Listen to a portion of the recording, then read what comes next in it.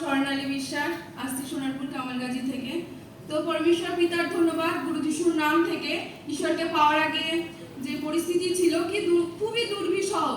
আমি একজন নার্স, তো যখন এরকম আমার আইসিইউতে প্র্যাকটিক্যাল করেছিল, তো প্র্যাকটিক্যাল করতাম যখন, তো এরকম কি দিন দিন কি খুবই অসুস্থ হয়ে যাচ্ছি হঠাৎ করে, কারণ খাওয়া দাওয়া ঠিকঠাক টাইমে হতো না। এরকম ফুলে যাচ্ছি আর কি, ফ্যাকাশে হয়ে যাচ্ছি, বেশিক্ষণ দুপায়ে হাঁটতেও পারতাম না, চলতেও পারতাম না, ভীষণ কষ্ট হতো। সেখানে এরকম রক্ত পায়খানা এবং বমিও হতো, এবং বমির সাথে ধুবো ধুবো রক্তও উঠতো, এবং পটি যখন করতাম তো সেখানে এরকম রক্ত বেরোতো, তো প্রথমে গ্রাহ্য করিনি।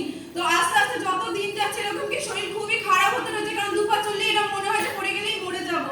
দুপা চলার মতো ক্ষমতাও ছিল না। সেখানে যেদিন আমি কাজ থেকে বাড়ি আসি, তো সেদিন আমার বার্থডে ছিল, তো কোনোভাবে বাড়ি এসেছি, সেদিন এতটাই বাড়াবাড়ি হয়ে গিয়েছে, সেদিন কি 8 বার বমি হয়েছে, কোনোভাবে বাড়ি এসেছি। এসে সেদিন পরের দিন বাবা যখন সকালবেলা হসপিটালে নিয়ে যায়, কি এরকম শিয়ালদা হসপিটাল মানে শিয়ালদা স্টেশন থেকে নেমে কি সেন্সলেস হয়ে যায়, তো বাবা কোনো মতে ধরে এরকম হসপিটালে নিয়ে যায়, তো সেখানে এমার্জেন্সি থেকে ভর্তি নিয়ে নেয় সাথে সাথে, কারণ ডক্টর যখন দেখলো তো বললো পেশেন্টের কন্ডিশন কি খুবই খারাপ, আপনারা খুব লেট করে নিয়ে আসছেন পেশেন্টকে, খুব বাড়াবাড়ি করে নিয়ে আসছেন।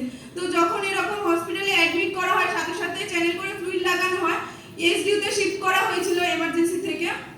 তো কি রক্ত ছিল না, হিমোগ্লোবিন খুব কম ছিল, এরকম ফুলেও গেছিলাম। তো সেখানে এরকম যখন ইউএসজি করা হলো, দুদিন না খেয়েছিলাম, তো ইউএসজি যখন করা হলো, তো ইউএসজিতেও কিছু ধরা পড়লো না, ওভারি সিস্ট ধরা পড়লো।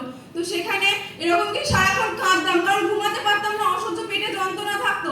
এরকম পেটে কি ডাক্তার যখন দেখতো পেটে হাত দিত, তো কি পাগলের মতো ছটকাতাম, তো কাউকে বলে বোঝাতে পারতাম না কি কষ্টের মধ্যে রয়েছে। সেখানে যখন বললো ডক্টর যে এন্ডোস্কপি করতে, কারণ ইউএসজি থেকে রিপোর্ট ধরা পড়েনি আপনার মেয়ের পেটে কি হয়েছে, তখন যখন এন্ডোস্কপি করা হলো, এন্ডোস্কপি থেকে রিপোর্ট হলো আলসারের পুরো লাস্ট স্টেজ, পেটে কি এরকম পুরো আলসার ছড়িয়ে গেছে, ওই কারণে আপনার মেয়ে যা খেত কি বেরিয়ে যেত, এমন কি সামান্য মানে মুখে কোনো লিকুইড বাদে যদি কোনো খাবার খেতেন যেটা গলায় আটকাতো, সেটাও কি বমি হয়ে বেরিয়ে যেত, পেটে কিছুই তলাতো না। এবার তখন কি ডাক্তার এরকম লিস্ট বানিয়ে দেয় কি সেদ্ধ খাবার খেতে হবে, কাঁচা মাছ সেদ্ধ করে এরকম খেতে হবে, শুধু নুন দিয়ে, আর কোনো কি মশলা থাকবে না তাতে। এরকম খেতাম না, সেখানে প্রত্যেকদিন কাঁদতাম। এবার যখন এরকম বাড়িতে বসে আছি, কি দুপা চলতে পারতাম না, পেটে এতটাই কষ্ট থাকতো। তো সেখানে যেদিন বাড়িতে বসে আছি, তো ঈশ্বরের বার্তা এরকম যখন পেলাম, তো মণ্ডলীতে গেলাম, সাক্ষী শুনলাম, ভজন শুনলাম।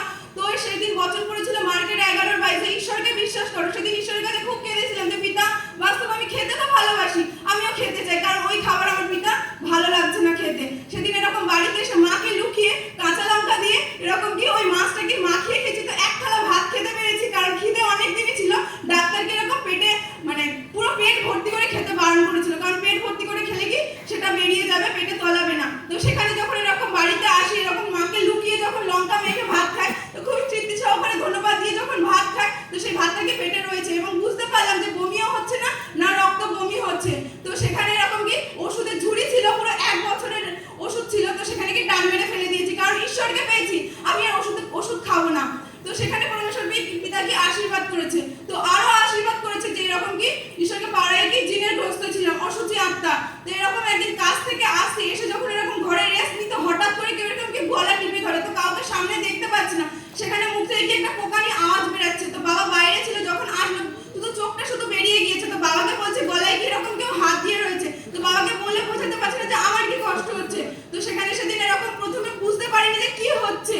তো রাতে যখন এরকম ঘুমাই, তো রাতে এরকম কি খুবই ভয় লাগছে, ঘুমাতে পারছি না। তো পরের দিন সকালবেলা যখন এরকম উঠি, তো ওঠার সাথে সাথে এরকম কি সারা গা পায়ে কি চাবুকের দাগ দেখতে পাই, এমনকি শরীরকে নিয়ে উঠতে পারছি না, মাথা ঘাড় সমস্ত কি অত্যাধিক যন্ত্রণা করছে, মনে হচ্ছে খুব মার মেরেছে। এরকম বুঝতে পারিনি, তখন গা হাত পায়ে দেখলাম তো কি সারা গা হাত পায়ে আঁচড়ান দাগ, চাবুকের দাগ মারে। তো সেখানে এরকম কি পরমেশ্বর পিতার কাছে আসা থেকে পিতা সেখানেও আশীর্বাদ করেছে, না কি সেই মার খেতে হয়, না কি সেই ভয়ও পেতে হয়, সেখানেও পরমেশ্বর পিতা আশীর্বাদ করেছে। আরো একটা সাক্ষী যে এরকম কি আমার ক্লাস 9-এ পড়তে অ্যাক্সিডেন্ট হয়েছিল, তো এক জায়গায় এরকম 3-4 বার অ্যাক্সিডেন্ট হওয়ার কারণে কি হাড়ে স্ক্র্যাচ হয়েছিল, আর মাথার কি ডান দিকে কানের পাশে স্ক্র্যাচ হয়েছিল। তো প্রথম যে অর্থোপেডিক ডাক্তারকে দেখিয়েছিলাম, কি তিনি এরকম ধরতে পারেনি, এরকম ক্যালসিয়ামের ট্যাবলেট দিয়েছিল। পরে যে ডক্টরকে দেখায়, সে বলল এরকম কি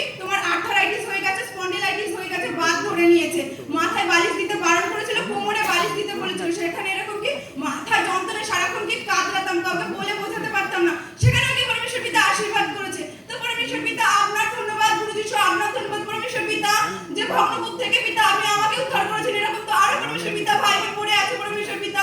এই সত্যের বার্তা পিতা তাদের কাছে পৌঁছে দিতে চাই এবং পিতা তারাও গ্রহণ করবে। তো পরমেশ্বর পিতা ধন্যবাদ, গুরু যিশুর ধন্যবাদ, ম্যাম সহ সবাইকে অন্তর থেকে নমস্কার।